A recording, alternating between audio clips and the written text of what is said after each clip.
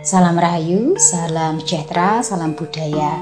Assalamualaikum. Halo dulur, mudah-mudahan sehat selalu nggih, lancar selalu rezekinya dan selalu dalam perlindungan Tuhan Yang Maha Esa. Amin. Dulur, tayangan kali ini saya akan membahas mengenai pantangan benda yang tidak boleh dibiarkan kosong.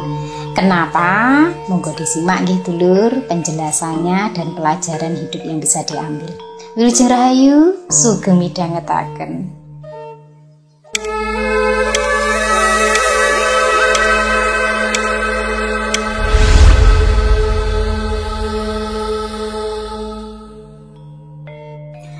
Dulur, di Jawa nggih, sesepuh-sesepuh Jawa itu selalu mengajarkan untuk hidup harmonis. Tetapi yang namanya manusia itu kadang ada yang dablek nggih dulur. Sehingga kadang didenteni atau diberitahu bahwa ini pantangannya begini. Kadang dibilang tidak elok ya. Kalau ditanya wis to pokoke manuto. Ngono kuwi gak elok, gak boleh. Tujuannya apa? Sebenarnya juga untuk kebaikan kita semua, nggih. Di mana di setiap larangan itu ada maknanya, nggih. Salah satunya yang saya bahas ini mengenai benda yang tidak boleh dibiarkan kosong, nggih, supaya tidak membawa kesialan dan tidak mengganggu keharmonisan hidup panjenengan. Nah, benda apa sajakah itu? Nggih, yang pertama lumbung atau tempat beras. Dulur, beras itu adalah simbol dari kesejahteraan dan keberlanjutan hidup. Jika lumbung atau tempat beras kosong ini dibiarkan tidak ada isinya, nggih, kosong, ini dipercaya akan mengundang kesulitan ekonomi atau kemiskinan, seret rezekinya bagi penghuni rumah. Makanya sesepuh-sesepuh dahulu selalu mengajarkan tinggalkan beras walaupun hanya sedikit, ibaratnya segenggam saja, nggih, supaya tidak benar-benar habis. Ini akan memanggil Dewi Sri untuk mengajak teman-temannya. Karena mungkin orang-orang itu kadang kalau dibilangin dablek ya dulur, gak percaya. Jadi selalu ditambahi ya cerita-cerita yang mengandung dongeng atau legenda supaya pantangan atau maksudnya itu bisa diterima, nggih. Dimana sebenarnya tidak hanya sekedar mitos, pelajaran yang bisa diambil itu kalau beras masih ada, nggih, tidak dikuras sampai habis. Maknanya itu adalah agar kita itu bisa menjaga kesinambungan kesejahteraan keluarga dan juga mengajarkan agar tidak boros dan memiliki cadangan, nggih. Karena orang yang menghabis-habiskan, nggih, tanpa berpikir mengenai sisa biasanya tipe orang yang sifatnya boros. Mungkin dengan memberikan wejangan itu, generasi-generasi selanjutnya itu bisa mengerti dan paham maksud dari pantangan tersebut, nggih. Kemudian benda yang tidak boleh dibiarkan kosong, nggih. Yang kedua adalah jedingan. Jedingan itu bak mandi, dulur. Dulur, air merupakan sumber keseimbangan. Dan jika kosong dapat mempengaruhi keseimbangan rumah tangga, nggih. Air dalam bak mandi atau jedingan ini kalau kosong dipercaya bisa mengundang energi negatif yang bisa berpengaruh pada kesialan rumah tersebut. Apalagi kalau malam Jumat, biasanya sesepuh-sesepuh dahulu itu selalu bilang kepada anak cucunya untuk mengisi penuh bak mandinya agar keberkahan ini nyumber dan juga dijauhkan dari segala kesialan. Nah, sebenarnya apa maksud dari pantangan kalau bak mandi atau jedingan ini tidak boleh dibiarkan kosong? Karena sebenarnya alasannya adalah untuk menjaga kebersihan. Karena sumber kebersihan itu ada di kamar mandi, nggih dulur. Bayangkan kalau sering kosong. Kalau zaman dahulu kan nimbo to dulur, nggih. Kalau zaman sekarang enak, pakai keran, ada tandonan. Jadi tanpa bak mandi pun masih bisa menggunakan air. Dan juga sebenarnya pantangan tersebut adalah untuk mengajarkan supaya kita itu bersiap dalam keadaan apapun.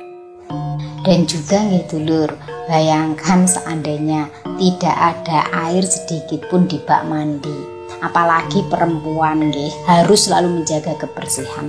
Terus lek cewek ki piye? Nek nggih enek banyune. Nah, dari situ loh dulur. Apalagi yang selalu dibilangi itu pasti seorang ibu nggih. Kamar mandi ndak boleh kosong airnya. Karena air itu nggih adalah kebutuhan vital bagi rumah tangga. Nah, kenapa dianggap mengundang energi negatif?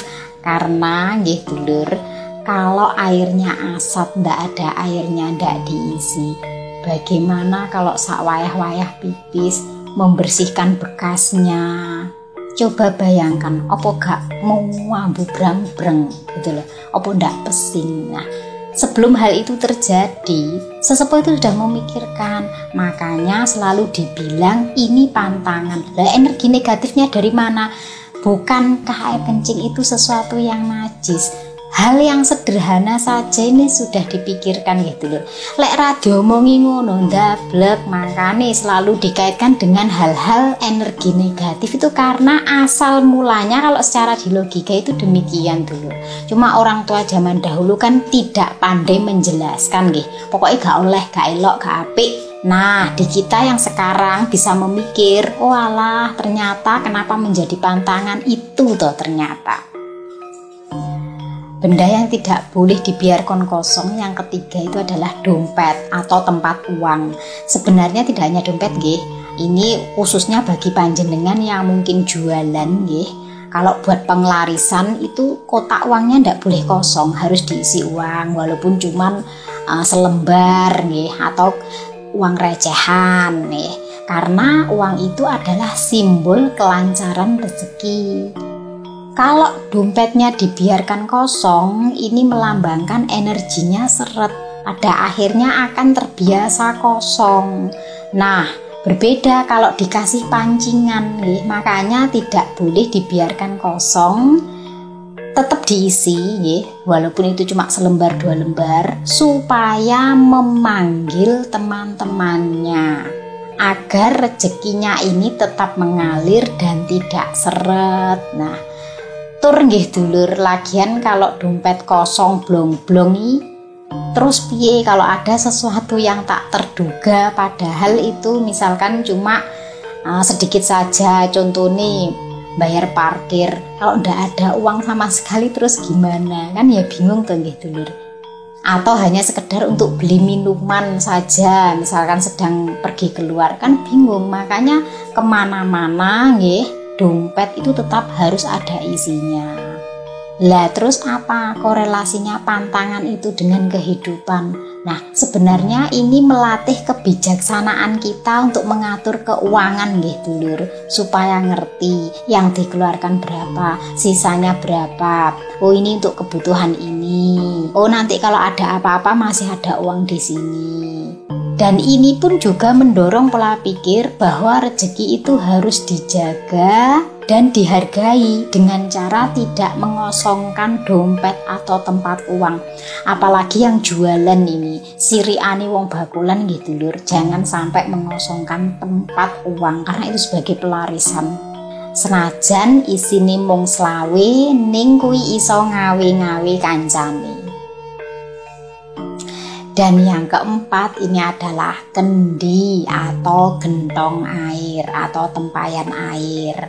Nah, ini juga tidak boleh dibiarkan kosong karena air dalam kendi ini dipercaya melambangkan kehidupan dan keberkahan.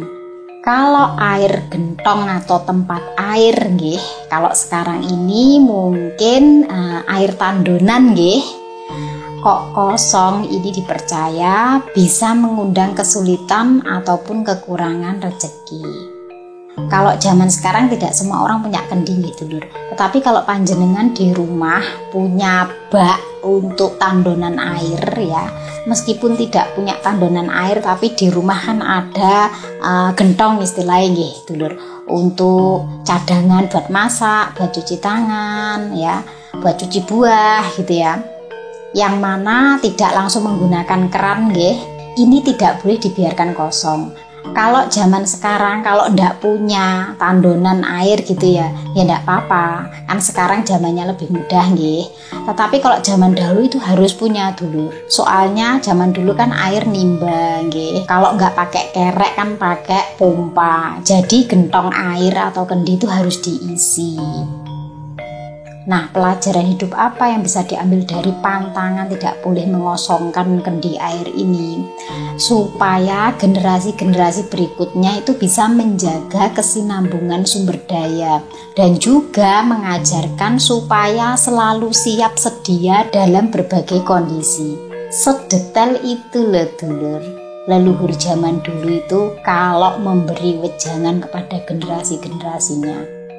Hal-hal sederhana dijadikan kebiasaan dan akhirnya membentuk karakter seseorang yang di luar konteks itu. Karena kalau dipikir-pikir ya benar juga, ini melatih kesadaran diri kita dari hal-hal larangan-larangan yang dianggap sepele.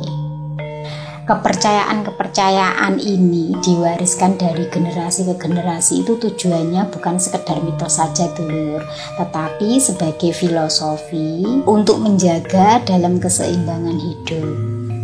Dulur, kehidupan yang seimbang itu berawal dari bagaimana kita menjaga keberkahan di sekitar kita.